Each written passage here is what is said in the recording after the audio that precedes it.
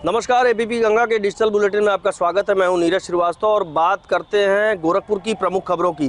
सबसे पहली खबर अपराध से जुड़ी हुई है, चूँकि एक ऐसा गैंग गोरखपुर में सक्रिय हो गया है जो वैवाहिक समारोहों में जाकर वहां पर जेवरात और रुपए से भरे बैग पर हाथ साफ कर दे रहा है। कुछ दिन पहले शिप्रा लॉन में ऐसी ही 2 वारदातें हुई थी और इसके बाद पुलिस लगातार इस गैंग की तलाश कर रही थी। और सबसे बड़ी बात यह है कि इस गैंग में छोटे बच्चों के साथ ही लड़कियों, महिलाओं और सूट बूट में शादी समारोह में जाने वाले लोगों का इस्तेमाल किया जा रहा है। और ताज़ा मामला गोरखनाथ थाना क्षेत्र के ग्रैंड रोमानिया मैरिज हॉल का है, जहां पर 13 फरवरी की रात में सूट बूट में आए हुए नए उम्र के लड़कों ने जेवरात और रुपए से भरे बैग पर हाथ साफ कर दिया। और सबसे बड़ी बात यह है कि बाकायदे सूट बूट में नई उम्र के लड़के कार से आए और जब मौका देखे और मौका देखने के बाद उन्होंने बैग पर हाथ साफ किया और उसके बाद कार में ही बैठकर फरार हो गए।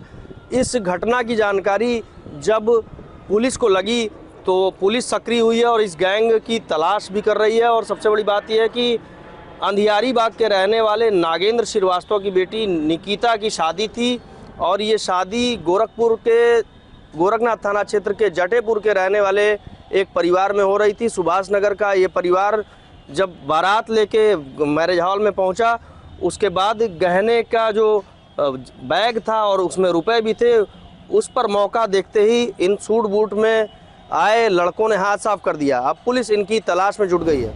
दूसरी खबर गोरखपुर विकास प्राधिकरण से जुड़ी हुई है, चूँकि गोरखपुर विकास प्राधिकरण अब नया गोरखपुर बसाने की तैयारी कर रहा है और 6000 एकड़ में इस नए गोरखपुर को बसाया जाना है। सोनौली रोड पर और कुसमी में इसके लिए 60 गांवों को चिन्हित किया गया है और इसके अधिग्रहण की जो प्रक्रिया है वो भी जल्द ही शुरू हो जाएगी। और सबसे बड़ी बात यह है कि शासन को इसका प्रस्ताव भेजा जा चुका है और जिलाधिकारी कृष्णा करुणेश की माने तो अधिग्रहण की स्वीकृति मिलते ही और फंड आने के बाद ही अधिग्रहण की जो प्रक्रिया है वो भी शुरू कर दी जाएगी। और महायोजना 2031 को देखते हुए ये अधिग्रहण किया जा रहा है, जिससे गोरखपुर को विस्तार दिया जा सके और जो गोरखपुर है वो लोगों को नए स्वरूप में दिखाई दे। चूँकि गोरखपुर की लगातार आबादी भी बढ़ रही है और आबादी और रोजगार के अवसरों को देखते हुए शासन ने निर्णय लिया और इसके बाद ये प्रस्ताव भेजा गया है। तीसरी खबर मसीही समाज के लोगों के विश्वासी रोज़ा से जुड़ी हुई है। चूँकि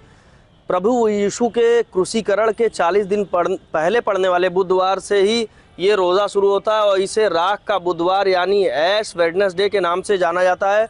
और इस रोज़ा को एक पश्चाताप के रूप में लिया जाता है और 40 दिन तक मसीही समाज के जो लोग हैं वो इस रोज़े को रखते हैं। और इसके साथ ही जो गुड फ्राइडे है यानी 7 अप्रैल को इस बार जो गुड फ्राइडे बन रहा है उसकी तैयारियां भी शुरू हो जाती हैं। जो मसीही समाज के वीपी अलेक्जेंडर हैं उनका ये मानना है, उन्होंने ये बताया कि समाज के लोग 40 दिन तक उपवास करते हैं और इसके साथ ही जो पवित्र बाइबल ग्रंथ है उसमें जो भी निर्देश दिए हुए हैं उसका पालन करते हैं। और इसके साथ ही प्रभु यीशु को याद करते हुए जो पश्चाताप है प्रभु के सामने यानी परमेश्वर के सामने, उस पश्चाताप को करते हुए इन विश्वासी रोज़ों को रखते हैं।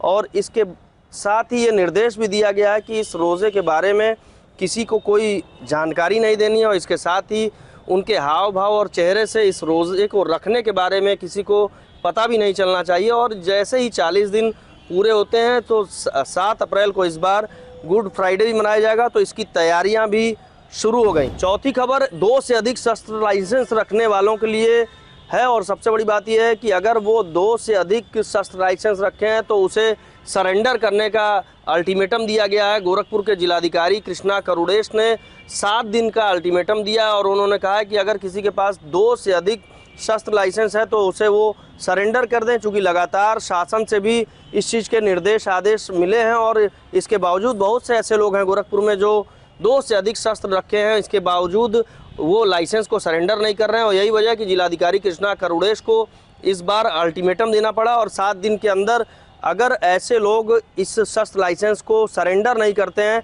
तो उनके खिलाफ विधिक कार्रवाई करने का भी जिलाधिकारी ने निर्देश दिया। और सबसे बड़ी बात यह है कि जो गोरखपुर के जनप्रतिनिधि हैं, व्यापारी हैं, उद्यमी हैं, तमाम ऐसे लोग हैं जिनके पास 2 से अधिक शस्त्र लाइसेंस है और यही वजह है कि इस बार जिलाधिकारी को इसे सरेंडर कराने के लिए सख्ती दिखानी पड़ी है। पांचवी खबर अपराध से जुड़ी हुई है, चूंकि गोरखपुर की गुलरिया पुलिस ने एक फर्जी शिक्षिका को अरेस्ट किया है और ये शिक्षिका रामपुर बुजुर्ग प्राथमिक विद्यालय में पढ़ा रही थी और फर्जी दस्तावेजों के आधार पर ये दूसरे की जगह पढ़ाते हुए पकड़ी गई थी और दस्तावेजों की जांच में बीएसए ने इसे पकड़ने के बाद पूर्व में ही इसे बर्खास्त किया जा चुका है और अब इस शिक्षिका की गिरफ्तारी हुई है। देवरिया के विशुनपुर गांव की रहने वाली ममता दूसरे की जगह पर फर्जी दस्तावेजों के आधार पर पढ़ा रही थी और यही वजह कि गुलरिया थाने में इसके खिलाफ केस दर्ज किया गया था और अब पुलिस ने इसे गिरफ्तार कर लिया है।